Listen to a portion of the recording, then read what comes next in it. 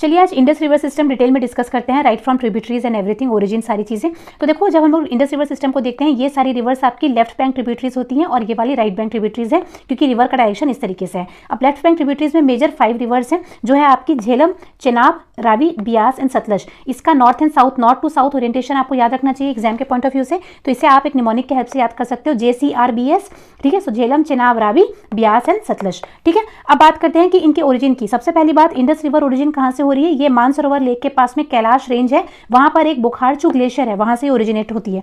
याद कैसे करेंगे, थोड़ा डिफिकल्ट लगता होगा। तो इंदु कैलाश रेंज जाकर इंदु का बुखार छू मंतर हो जाता है, याद हो जाएगा। इंदु का कैलाश रेंज जाकर बुखार छू मंतर हो जाता है।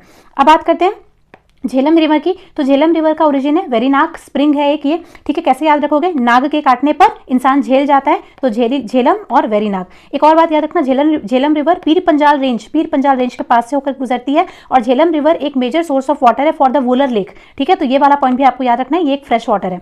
इसके बाद में बात करते हैं हम लोग की चेनाब रिवर के बारे में। तो चेनाब रिवर में 2 मेजर रिवर्स है, चंद्र और भागा। चंद्र से आप सी याद कर सकते हो और भागा का बी, ठीक है। तो चंद्र भागा रिवर जहां पर आकर के मिलती है वहां पर चेनाब रिवर बनता है, जास्कर रेंज के पास से होकर के गुजरती है और इसके पास में आपका कहां पर है? बारालाचा पास के पास से भी गुजरती है। तो आप अगर याद करना चाहोगे तो बारालाचा पास का जो चना है वो बड़ा है, आप ऐसे याद कर सकते हो चेनाब से। और you can remember simply Baralacha में आपका ये CH लिखा हुआ है, तो लचा और चेनाब एक साथ में आप कोरिलेट कर सकते हो, सेम साउंडिंग है।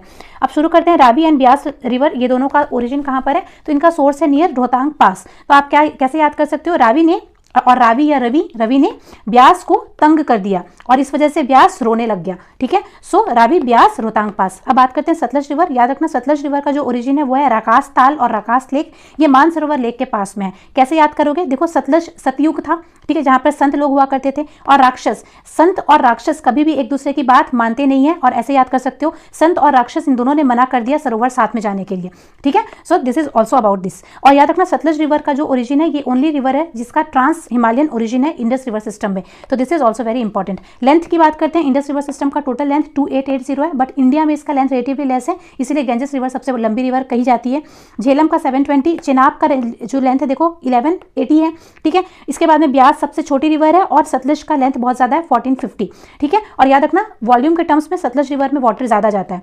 अब बात करते हैं हम लोग राइट बैंक ट्रिब्यूटरीज की। सिर्फ 4 ट्रिब्यूटरीज आपको एग्जाम में याद रखनी है, वो है श्योक रिवर जो सियाचिन ग्लेशियर के पास से निकलती है, गिलजिट बाल्टिस्तान वाले रीजन में है, स्वात वैली बहुत फेमस है, ठीक है। तो स्वात वैली एंड काबुल, ठीक है। काबुल तो आप अफगानिस्तान से भी याद कर सकते हो। तो Swat, Kabul, Gilgit and Shyok, this 4 river are very important. अगर चाहो याद करना तो आप कुर्रम रिवर भी याद कर सकते हो, ठीक है। आपको इन्फॉर्मेशन कैसी लगी कमेंट में जरूर बताना। For more such videos do like, share and subscribe the channel. Thank you so much.